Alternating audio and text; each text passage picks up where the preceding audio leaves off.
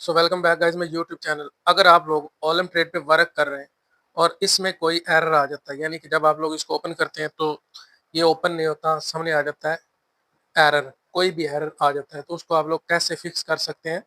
तो वीडियो में आप लोगों को दो तरीके बताऊंगा। दोनों तरीकों को अगर आप लोग यूज़ करेंगे तो आप लोगों का ये प्रॉब्लम सॉल्व हो जाएगा। सबसे पहला आप लोगों ने प्ले स्टोर पे चले जाना है। प्ले स्टोर पे जाने के बाद आप लोगों ने सर्च बार में लिखना है ऑलम ट्रेड। तो यहाँ पर ऑलम ट्रेड ऐप को ओपन करना है। ओपन करने के बाद यहाँ पर आ जाना है और सबसे पहले देख लेना है कि अगर आप लोगों के ऐप पे यहाँ पर ओपन का ऑप्शन आ रहा है तो यहाँ पर मसला नहीं है। वापस जाएंगे। वापस जाने के बाद आप लोगों ने यहाँ पर ऐप के ऊपर लॉन्ग प्रेस करके रखना है, यानी इसको दबा के रखना है। उसके बाद यहाँ पर ऐप इन्फो के ऊपर क्लिक कर देना है।